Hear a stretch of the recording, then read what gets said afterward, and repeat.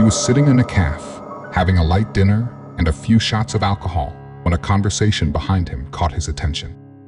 Without turning around, he listened carefully. You know, that's exactly the point they arrested her, because she was at the crime scene the night before. But they have no proof that Vanessa actually met Sophia on the day of the incident.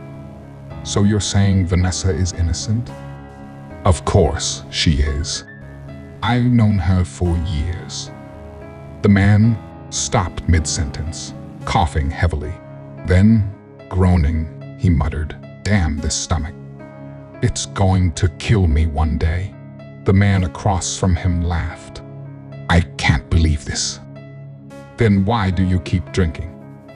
"Honestly, I think you've turned your own stomach against you." Steve froze for a moment upon hearing that sentence. He ran a hand over his beard as something clicked in his mind. Turned against yourself. He downed the last sip of his drink, grabbed his coat, and hurried out of the cafe. In the following days, he began investigating outside police jurisdiction. He returned to the crime scene, reread interrogation notes, and most importantly, checked Sophia's phone records. One call stood out 48 minutes before her death. "Hello? Please help me.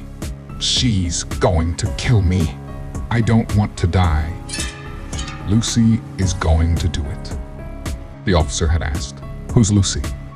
Are you in danger?" But suddenly, Sophia's voice had calmed. "Forget it. I'm fine." "I'm sorry." Then the line went dead. Steve was now certain something was very wrong with this case. Vanessa had already left the hotel that night. Evidence showed that Sophia had been in the kitchen, drinking with someone, yet the wine bottle remained nearly untouched. If someone had been there, why hadn't they drunk the wine? Why was there no trace of them? Because they didn't exist. A week later, Steve returned to the police station without notice. Sheriff Lloyd, seeing him, shut his office door and pulled down the blinds. "What are you doing here?" Steve looked him straight in the eyes. "You released Vanessa, didn't you?" Lloyd took a deep breath.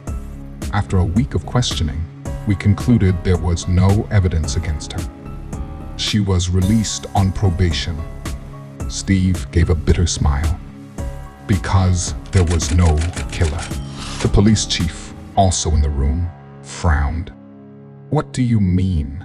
Are you saying Sophia killed herself?" "But all that blood, struggle marks, the stab wounds," Steve exhaled. "Not exactly. A murder happened, but the victim and the killer were the same person. Sophia had dissociative identity disorder."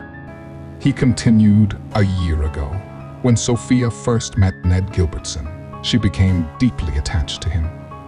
But when she discovered that Ned had cheated on her with Vanessa, something inside her shattered.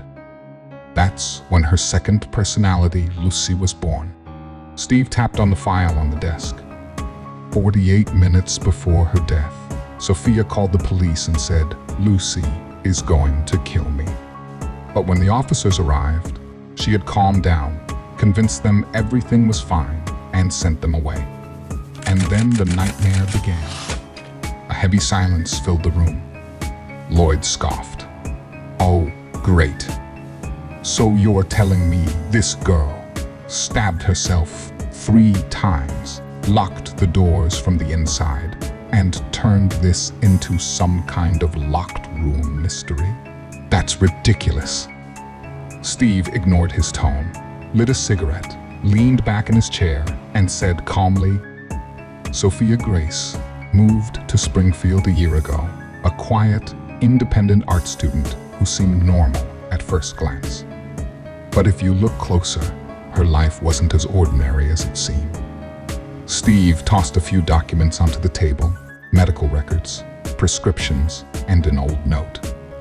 "Her professor wrote this. Sophia is a talented artist, but sometimes something about her changes. One day, she's incredibly kind. The next, she's a cold stranger.